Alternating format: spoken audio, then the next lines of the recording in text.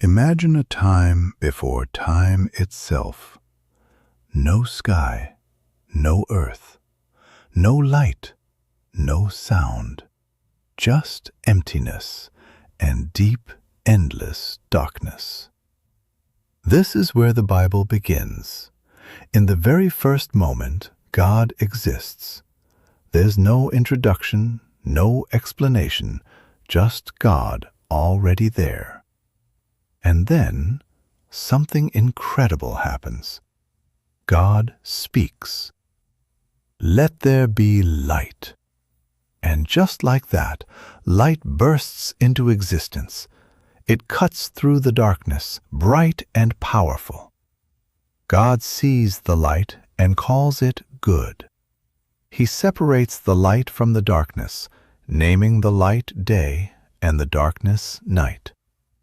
That's the end of the first day. On the second day, God speaks again. He creates the sky, stretching it out like a vast space between the waters. Now there's structure, there's form. The world is beginning to take shape. On the third day, God gathers the waters together and dry land appears. He names the dry land earth and the gathered waters seas. And then something new happens. God says, "Let the land produce vegetation." Suddenly the earth is alive with green, plants, trees, flowers, each growing and spreading. And again, God sees that it is good. On the fourth day, God turns his attention to the sky. He creates the sun to rule the day, the moon to rule the night, and countless stars scattered across the heavens. Now there's rhythm.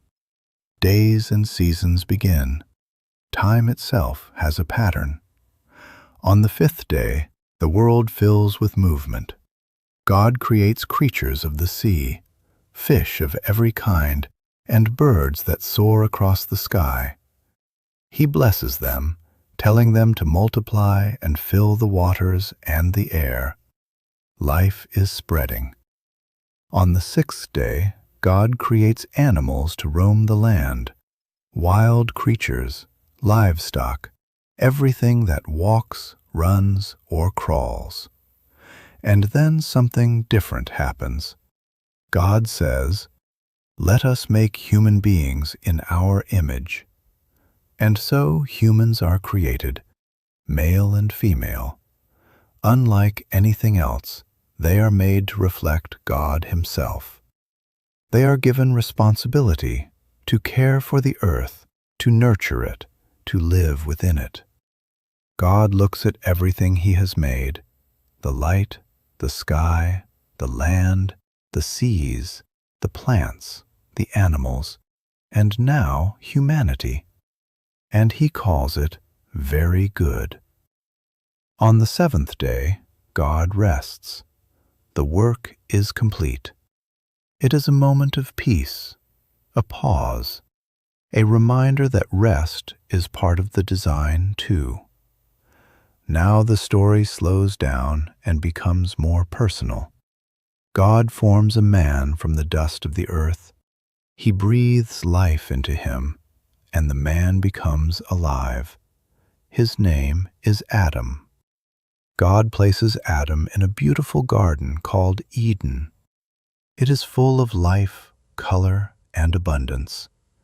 Trees with fruit, rivers flowing, everything he needs. God gives Adam a purpose, to care for the garden and live in it. But there is also a choice. In the middle of the garden are two special trees. One gives life. The other, the tree of the knowledge of good and evil, is not to be touched. God tells Adam he is free to eat from any tree except that one. There is freedom, but also responsibility. As time passes, God sees that Adam is alone. So He brings all the animals to him, and Adam names them. But none of them are like him. None are a true companion. So God causes Adam to fall into a deep sleep, and from his side he creates a woman. When Adam sees her, he immediately recognizes her. At last, someone like him. This is Eve. Together, Adam and Eve live in the garden.